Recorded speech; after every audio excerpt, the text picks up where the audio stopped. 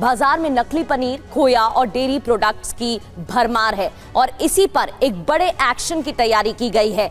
मुश्किल अब बढ़ने वाली है। दरअसल कौन सा पनीर असली है और कौन सा नकली, इसको लेकर लगातार सवाल उठते रहे हैं। अब योगी सरकार ने सख्त एक्शन लेते हुए उत्तर प्रदेश में बाजारों में analogue paneer, analogue cream, analogue ghee, analogue छेना और एनालॉग खोया जैसी चीजें बनाने और बेचने पर सख्ती बढ़ा दी है। रिपोर्ट क्या है, क्या नियम है और कैसे सख्ती बढ़ा दी गई है, इस रिपोर्ट में आपको दिखाते हैं।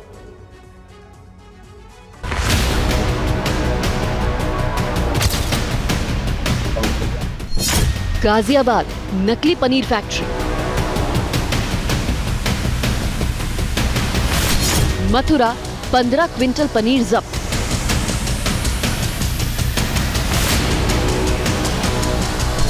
लखनऊ मिलावटी मावा पकड़ा।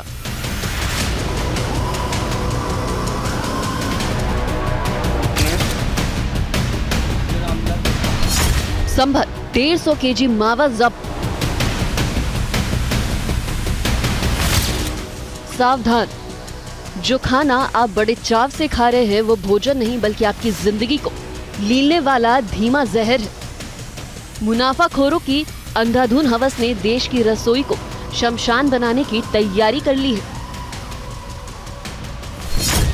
लेकिन अब सब्र का बांध टूट चुका है। देश की सर्वोच्च अदालत से लेकर उत्तर प्रदेश के सत्ता के गलियारों तक मिलावट के इस काले साम्राज्य के खिलाफ अंतिम युद्ध छिड़ चुका है।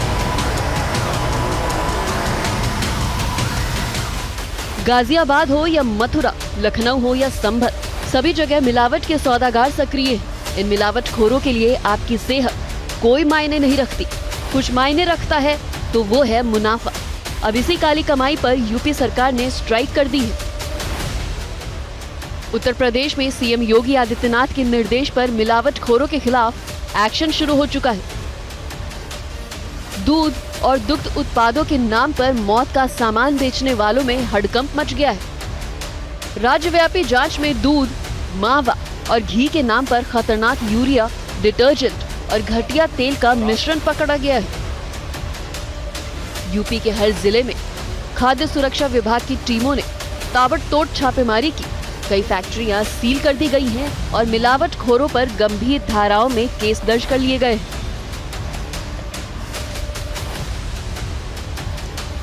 उत्तर प्रदेश सरकार ने एक और ऐतिहासिक और कड़ा फैसला लेते हुए एनालॉग पनीर के निर्माण, बिक्री और भंडारण पर पूर्ण प्रतिबंध लगा दिया है।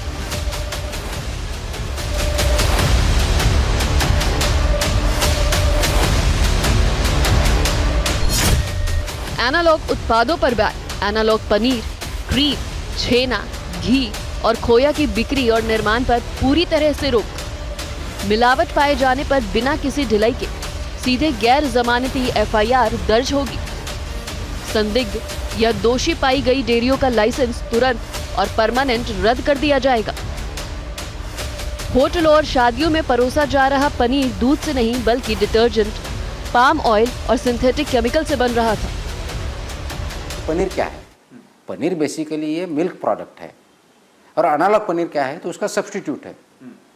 तो सब्स्टिट्यूट नॉन मिल्क प्रोडक्ट की तरह से अगर बनाया जाए और उसको पनीर किसी भी चीज़ में नाम से एनालॉग बोलो या और कुछ नाम बोलो, असली नकली बोल सकते हैं। तो यस, आप अगर नकली तो लिखते नहीं कोई, उसको तो एनालॉग पनीर बोलते हैं। नकली पनीर तो कोई बोलता नहीं है। अब नकली पनीर बोलेंगे तो लोग खाना थोड़ा कम करेंगे। लेकिन एनालॉग पनीर तो बहुत लोगों को समझ में नहीं आता है कि नहीं, किस ना किस तरीके ये तो पनीर है।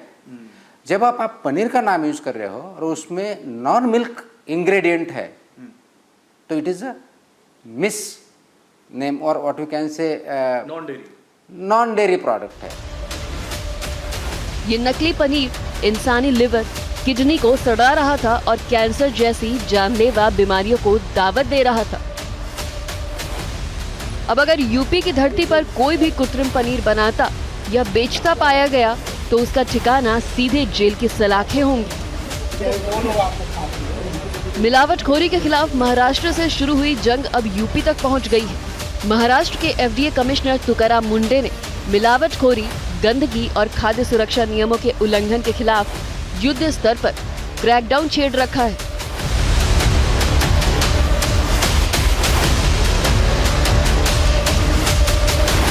बताया गया है कि अडल्चरेशन मल्टीपल लेवल पे होता है और अडल्चरेशन तक तो उसके आगे भी जा चुके हैं कि ये पैरेलल मिल्क प्रोडक्शन सिस्टम, जिसको हम सिंथेटिक मिल्क बोले या केमिकल मिल्क को, इस हिसाब से काम किया जाता है, जिसमें स्किम मिल्क पाउडर के साथ केमिकल्स भी यूज किए जाते हैं, उसमें कॉस्टिक सोडा भी यूज किया जाता है और इसमें इंडस्ट्रियल केमिकल्स भी यूज किए जाते हैं।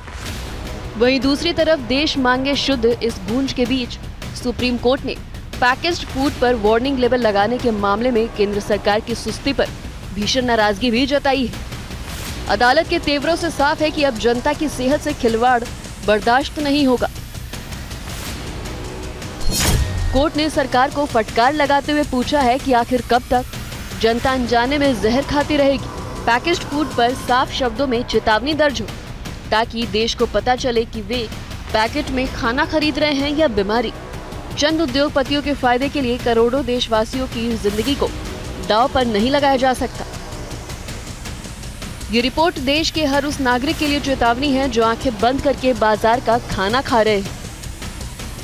मिलावट के खिलाफ यह युद्ध सिर्फ सरकारों या अदालतों का नहीं है, यह आपकी और हमारी जिंदगी की जंग है। जब तक हर नागरिक जागरूक नहीं होगा और हर मिलावटखोर को सलाखों के पीछे नहीं भेजा जाएगा, तब तक यह लड़ाई अधूरी है। लखनऊ से पंकज चतुर्वेदी की रिपोर्ट।